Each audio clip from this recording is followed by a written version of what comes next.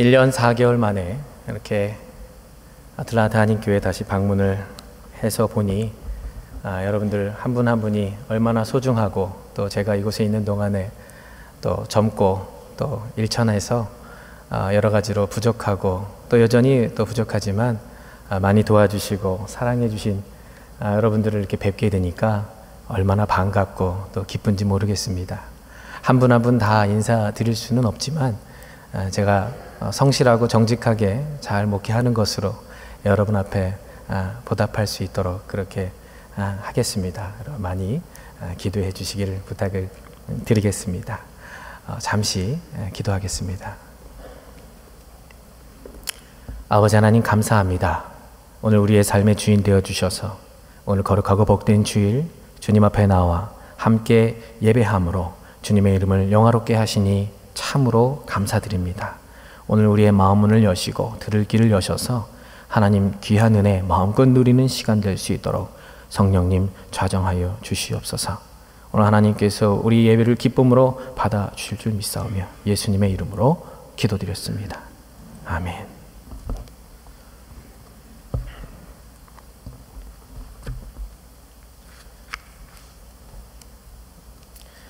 오늘 여러분 함께 읽으신 사도행전 3장의 본문은 매우 유명한 잘 알려진 본문입니다. 오늘의 본문과 관계되어진 하나의 이야기 가운데 하나를 여러분 말씀드리겠습니다. 중세에 뛰어난 신학자였던 또 철학자였던 토마스 아퀴나스라고 하는 사람이 있습니다. 그가 어느 날 교황 이노센트 4세와 함께 콘스탄티누스 황제가 지어서 기증했던 그 라테란 성당 발코니에서 대화를 나누고 있었습니다.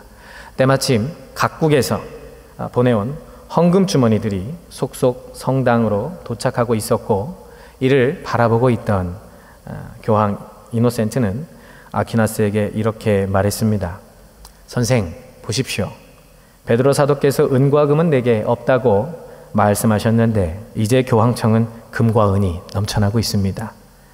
그러자 아퀴나스는 깊은 한숨을 쉬며 이렇게 대답했다고 합니다. 예, 그렇습니다. 하지만 교황이시여, 오늘의 교회는 은과 금은 있지만 그 대신 앉은뱅이에게 일어나 걸으라 하고 말할 수 있는 나사렛 예수 그리스도의 이름의 능력은 잃어버리고 말았습니다. 오늘 우리가 함께 나누었던 본문은 예루살렘 지역에서 초대교회의 복음 전파와 가르침의 활동에 대해서 자세하게 기록하고 있는 부분입니다. 특히 1장 8절에 언급되었던 복음 전파의 지역적인 구도에 있어서 가장 먼저 등장하는 예루살렘에서 베드로와 요한을 중심으로 당시에 유대 종교 지도자들의 아주 극렬한 반대에도 불구하고 담대하게 그리고 성공적으로 사역을 감당하는 초대교회의 모습을 기록하고 있습니다.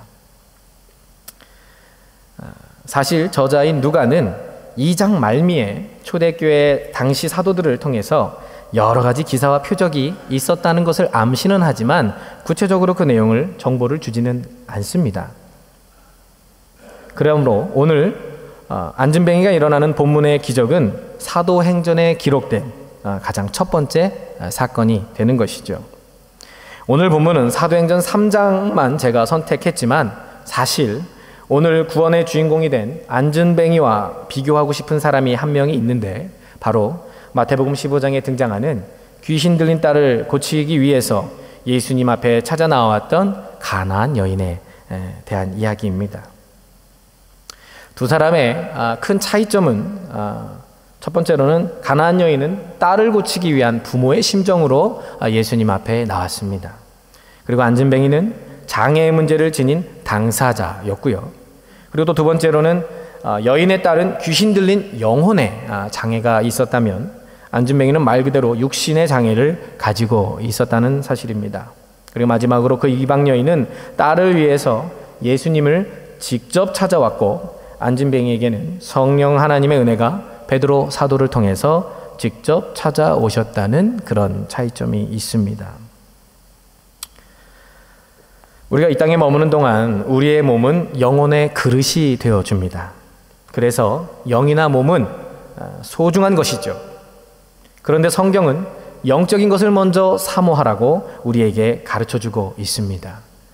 즉 우리의 육체는 성령이 거하시는 전으로서 그 사명이 가장 중요하고 첫째 가는 것이라는 말이죠. 그래서 육체에는 조금 문제가 생기더라도 그 영이 건강하고 정상이라면 일상은 조금 불편할지 모르겠지만 그 남은 인생을 존귀하게 의미 있게 살아갈 수 있습니다. 그러나 반대로 육체가 멀쩡하더라도 영이 불안하고 정서가 문제가 있으면 그 삶의 피폐함이라는 것은 이루 말할 수가 없는 것이죠. 그러니 영적으로도 불안하고 육체도 불편한 사람과 그들의 가족이 겪는 고통이라는 것은 일반적인 가정에서는 상상할 수 없는 그런 수준의 고통일 수밖에 없는 것입니다. 그렇다면 여러분, 그 가나안 여인은 도대체 왜 예수님을 찾아왔을까요?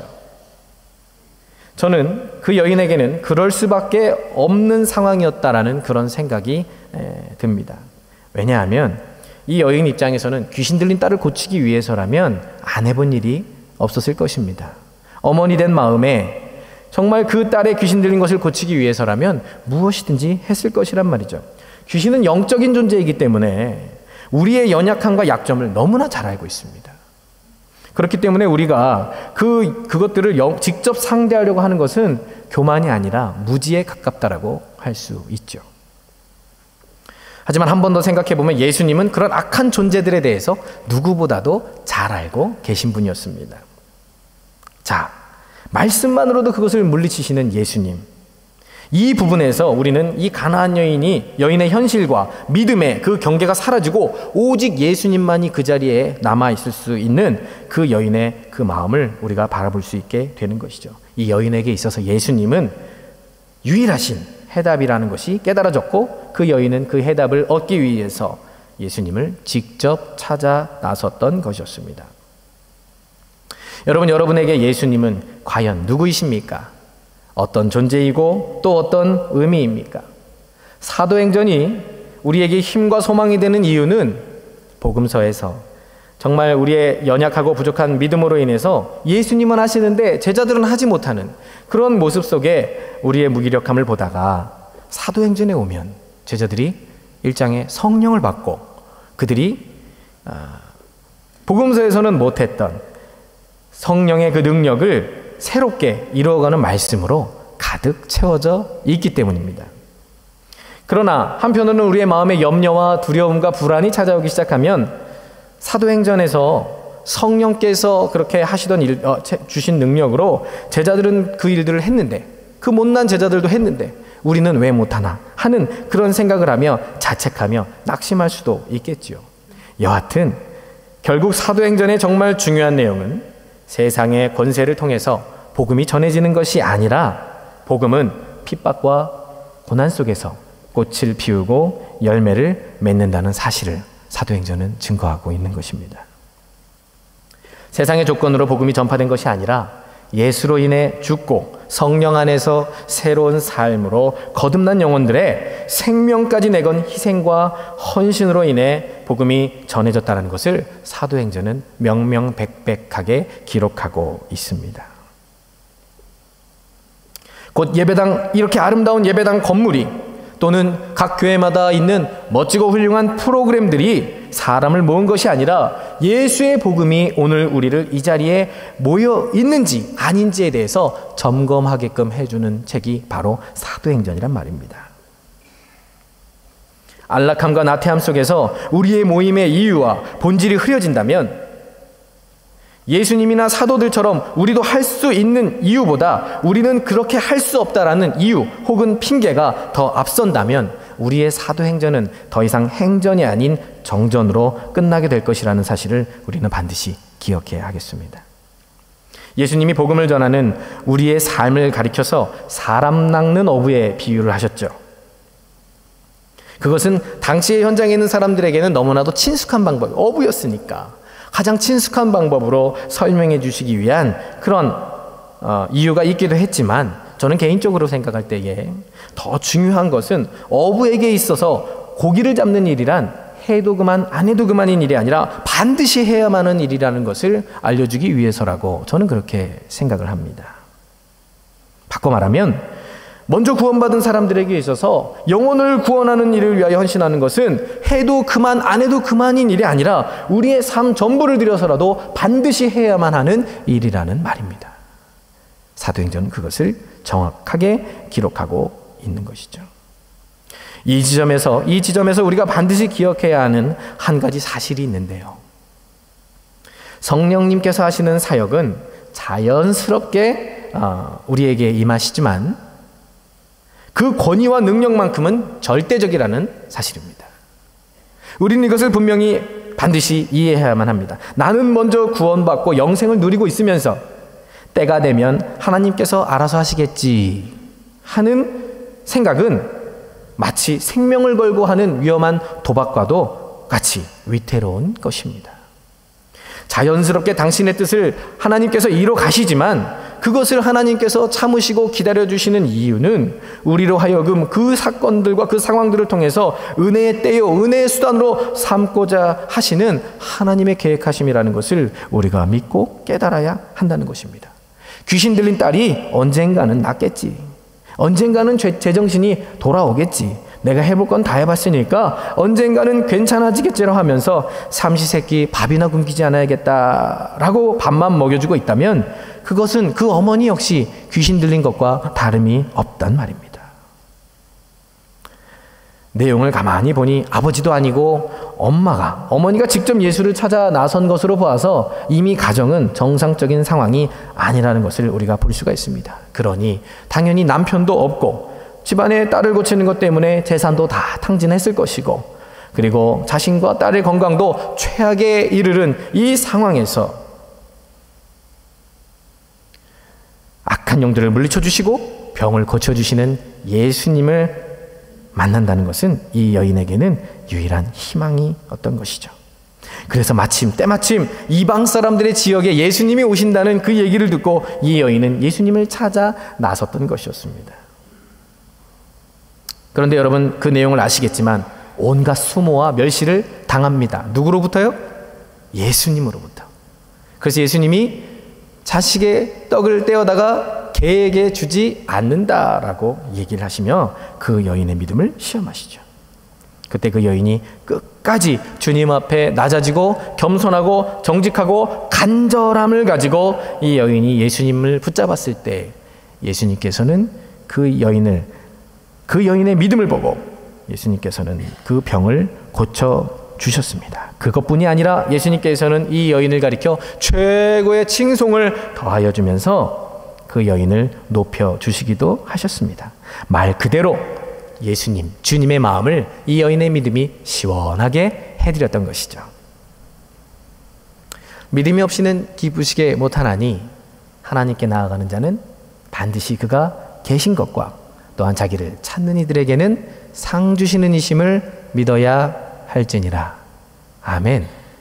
히브리서 11장 6절의 이 말씀은 오늘 말씀을 이 여인은 그대로 실천한 것이죠. 그러나 저는 제 개인적으로 그 상황 가운데 보면서 정말 그 여인보다도 실로 간절한 마음을 가졌던 이는 진정 예수님이었을 것이다. 저는 그렇게 생각합니다. 예수님이었을 것이다.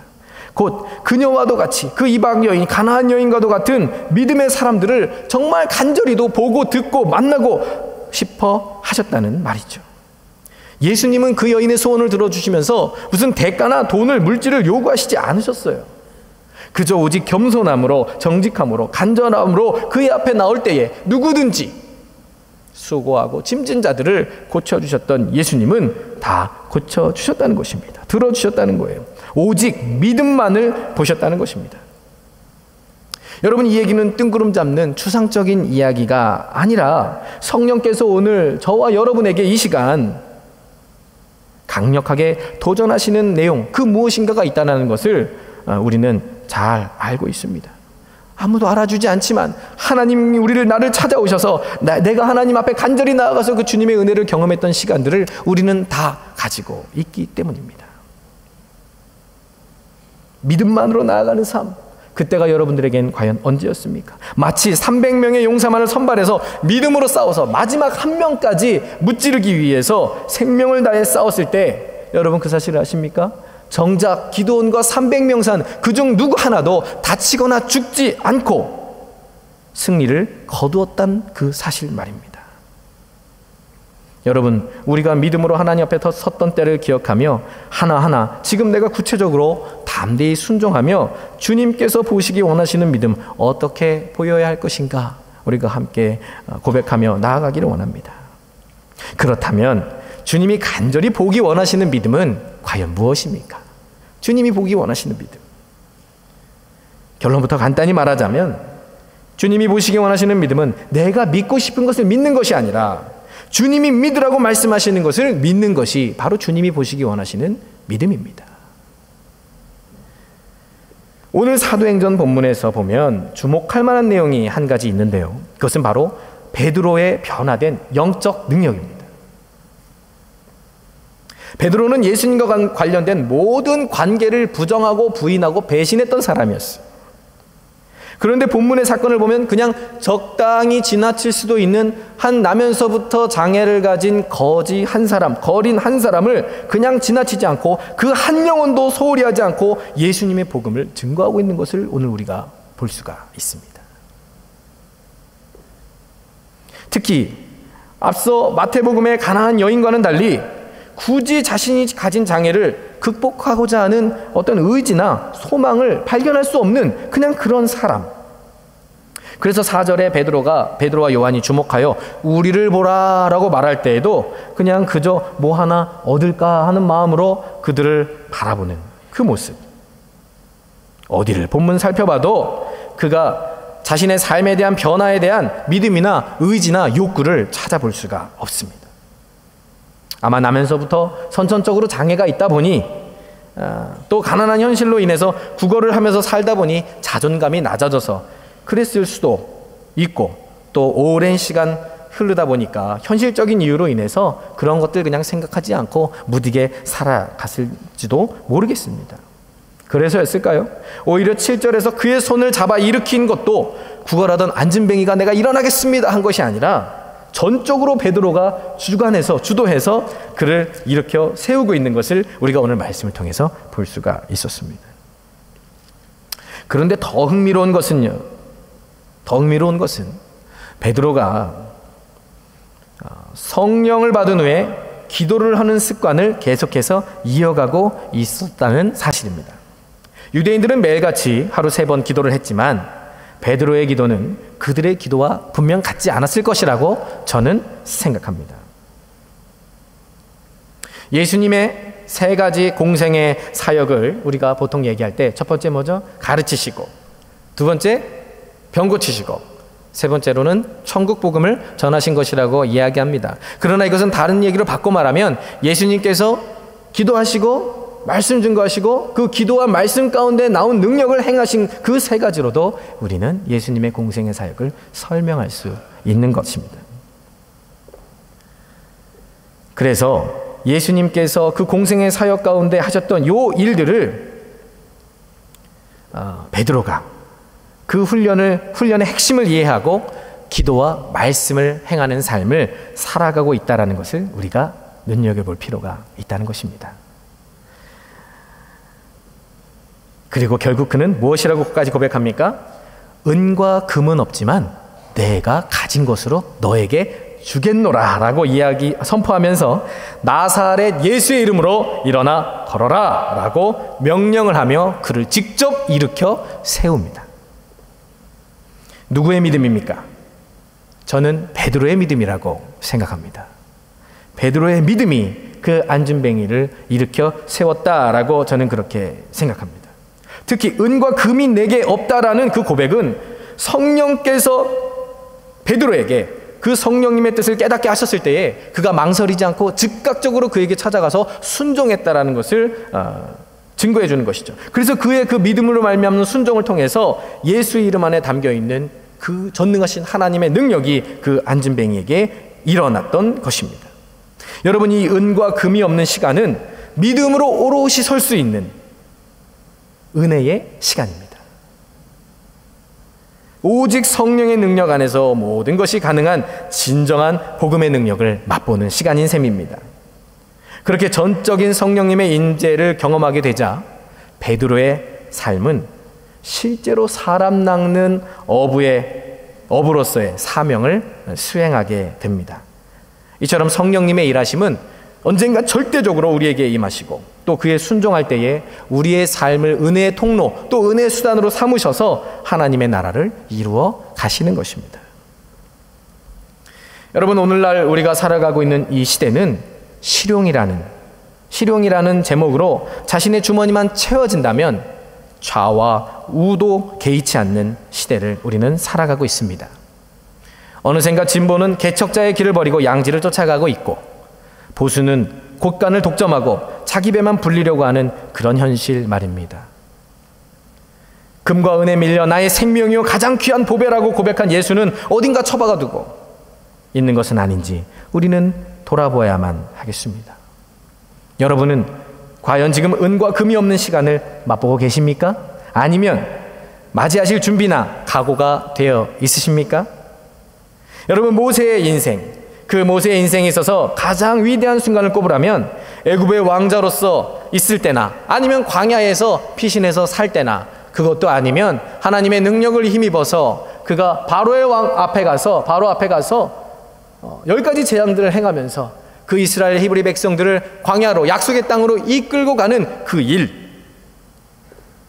일들을 이야기할 수 있을 것입니다. 그러나 저는 모세의 삶의 가장 위대한 순간은 그 자신의 어려움을 이겨냈던 그 어려움의 희망이 되었던 근간이 되었던 약속의 땅 가나안에 너는 들어가지 못한다라고 말씀하셨던 하나님의 그 명령에 그가 다른 소리 하지 아니하고 순종함으로 남겨진 자로서의 사명을 묵묵히 감당했던 그 순간이 모세의 인생에서 가장 위대했던 순간이라고 저는 생각합니다. 비록 자신은 가나안에 들어가지 못하지만 여호수아를 세워 선하신 하나님의 그 뜻을 이뤄 가실 것을 믿고 신뢰하는 그 모습은 은과 금에 얽매이지 아니하고 오직 하나님께 굳게 매여 있는 그의 위대한 신앙을 증거해 주는 것이죠. 성령님의 전적인 주권과 능력을 경험했던 사도 베드로, 그가 순종함으로 말미암아 그의 거룩한 영적 야성도 깨어나고 회복되었습니다. 그래서 그는 그냥 단순히 안진뱅이를 일으킨 것에서 멈추지 않고 그 한 사람의 작은 간구에서 비롯된 것에서 멈추지 않고 12절 이하부터, 오늘 제가 일부러 11절과 12절을 더 첨부했는데요, 12절부터 그가 사도행전에서 두 번째 설교를 하기 시작합니다. 첫 번째 설교는 오순절 마가다락방에서 성령을 받고 난 이후에 그가 설교를 했죠. 그때 얼마나 많은 사람이 회개하고 제자가 되었죠? 몇 명이요? 3,000명의 사람이 회개했습니다. 그날에 더한 회개했던 숫자가 3,000이라고 했어요. 그런데 그 설교의 이 두 번째, 오늘 12절 이하부터 나오는 두 번째 설교 첫머리에 베드로는 오히려 자신의 약함을 고백합니다. 그리고 이 모든 일이 자신의 힘과 능력이 된 것이 절대 아니라는 것을 강력하게 주장하고 자신을 부인합니다. 예수를 부인하던 자에서 자기를 부인하고 제 십자가를 지고 따라가는 삶을 어느새 그가 살아가고 있더라는 것입니다. 자기 개인의 권능과 경건이 아님을 정확하게 밝혀두면서 이후 기도와 말씀으로 예수 이름의 권세를 힘입어 설교함으로 성령 강림 때의 역사보다 2,000명이나 더 많은 5,000명이나 이르는 사람들이 나와서 회개하고 제자가 되는 그런 놀라운 은혜를 그가 경험하게 됩니다. 나의 필요로 인해서 존귀하고 커다란 믿음으로 칭찬받는 그 수준을 넘어서서 자기를 부인하고 어느 누구에게나 복음을 전하며 주님을 높임으로써 많은 영혼을 구원으로 인도하는 그 능력을 베드로가 맛보게 된 것이죠. 은과 금이 없음에도 불구하고 진정 사람 낚는 어부가 되리라 하셨던 그 말씀이 오늘 베드로의 삶 속에 성취되고 있는 은혜를 그가 경험하고 있다는 것입니다. 지난해 한국제자훈련원 원장님이셨던 일반적으로 우리가 알고 있는 사랑의 교회 오정현 목사님이 하시는 국제제자훈련원과 다른 이 한국제자훈련원, 이렇게 말해야 되는 현실이 매우 안타깝고 슬픕니다만 송신호 목사님께서는 평소 이 세상에서 누리는 것은 모두 주님의 것으로 내 것은 하나도 없다라고 말씀하며 사셨습니다. 그리고 수많은 제자들을 양성하셨죠. 그리고 이제 목사님께서 2년간 투병하시다가 73세 일기로 작년 8월에 소천하셨습니다. 그런데 그 병원에서 마지막에 있으면서도 사역 연장 없는 목숨 연장은 의미 없다. 사역의 연장 없는 목숨의 연장은 의미가 없다는 것입니다. 내가 예수 그리스도의 제자를 세우고 그 사명을 감당하는 것이 없는 인생이라면 그 사명을 기계에 연장하는 것은 의미가 없다라고 말하며 무의미한 생명 연장 장치를 사용하지 못하도록 하셨습니다. 그리고 시신은 고인의 뜻에 따라 루게릭병 연구를 위해 연세대학교에 기증하셨습니다. 그는 살아온 대로 돌아가셨던 것입니다. 이 땅에서의 삶과 죽음, 산 사람과 죽은 사람의 몸무게의 차이는 21g이라고 합니다. 죽는 순간 몸에서 21g의 체중이 빠져나가는 현상 때문에 소위 영혼의 무게라고도 불립니다. 이는 유명 영화의 소재가 되기도 했고요. 이를 과학적으로 설명해 보고자 죽는 순간 사람의 몸에 초고속 카메라를 달아서 촬영도 하기도 하고 곧 죽게 될 환자를 아주 민감한 그런 체중계 계량기로 무게를 재어보기도 했다고 합니다. 그 결과 미국의 맥드갈이라고 하는 박사가 무게의 감소가 혹시 영혼의 무게일 것이다 라는 어떤 그런 가설을 제시했다고 합니다. 그래서 이 가설을 증명하기 위해서 15마리의 개를 통해서 여러 가지 실험을 해본 결과 개에게서는 그런 일이 발생하지 않는다라는 것을 밝혀냈다고 합니다. 신기하죠? 그러나 이는 수분과 공기가 몸 밖으로 빠져나가면서 생긴 무게 차이라는 등 아직 현대과학으로는 뚜렷하게 증명할 수 없는 그런 결과에 불과합니다. 우리에게 중요한 것은 그 영혼의 무게가 얼마가 되었던 그 21g에 불과한 한 영혼이라 할지라도 천하보다 귀한 존재로 우리 예수님은 여기셨다는 것을 우리는 반드시 기억해야만 하겠습니다.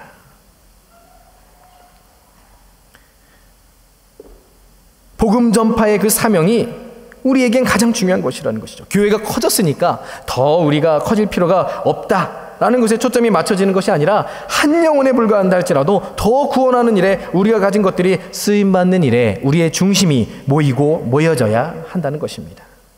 21g짜리 영혼의 무게가 아니라 절대적이고 무한하신 성령님의 능력이 차고 넘쳐나는 그런 삶으로 살아갈 수 있도록 우리가 복음을 전하고 증거하는 것이 여러분과 저에게 오늘날 절대적으로 필요하다는 말씀입니다. 오늘은 우리의 살아온 시간 중에 가장 빛나는 시간입니다. 여기 연세 드신 분들도 많이 계시는데 조금 더 노골적으로 말씀드리자면 여러분 오늘날까지 살아온 시간 중에 가장 젊은 날이 바로 오늘입니다. 저는 여러분들에게 세상적인 지식을 가르칠 만한 능력도 없고 자격도 없고 그렇다고 내세울 만한 배경이 있는 사람은 더더욱 아닙니다. 그냥 그저 젊디 젊은 일천한 목회 경험을 가진 그리고 약간 여린 마음을 가진 한 사람의 목회자에 불과합니다. 영적으로도 오랜 시간 주님과 교제하며 또 이민사회 가운데 모진 세파를 오직 주님만을 의지하며 이겨오신 여러분들의 삶의 여정과는 비할 바도 되지 못합니다. 그렇기에 사실은 내려오면서 더욱 적당히 설교하고 싶은 그런 유혹도 들었던 것도 사실입니다. 친정교회를 떠나서 제가 배운 대로 그래도 한 1년은 연락 안 드리고 열심히 목회하면서 있는 동안에 있었던 그런 어설픈 인민 목회의 그런 이야기들도 경험들도 이야기하면서 그리웠던 소식들도 전하면서 또 지금 한국 사회에 벌어지고 있는 정말 이상하고도 기이한 일들에 대한 이야기들도 하면서 그냥 그렇게 돌아갈 수도 있었습니다. 그러나 지난 금요일 밤에 이곳에 내려온 후에 한 800여 마일, 1200km를 운전하고 내려오게 하시고 여러분과 저에게 듣게 하실 말씀이 있다라는 것을 깨닫게 되었습니다. 단 한 영혼, 단 21g에 불과한 그 한 영혼이라도 예수의 보혈의 공로로 인해 온 세상 모든 영혼을 품을 수 있는 그 성령님의 그 마음을 가진 무게를 지닌 삶으로 그 한 사람을 변화시킬 수 있다면 우리에게는 함께 모여 주님을 예배하며 그 말씀을 실천해야만 하는 영적 의무가 있다는 것을 오늘 이 본문의 기적과 베드로의 설교를 통해서 다시금 깨닫게 되었습니다. 그리고 다시금 저의 설교 내용을 정리해야만 했었습니다. 특히 베드로의 설교를 읽으면서 주님의 고난이 얼마나 신비하고 놀라운 능력을 지녔는지, 또 회개를 통해 영혼을 구원하시는 성령님의 은혜가 얼마나 귀한 것인지 깨달으면서 하나님의 나라는 말에 있지 아니하고 그 능력에 있음을 제 자신부터가 다시금 되새기게 되었습니다.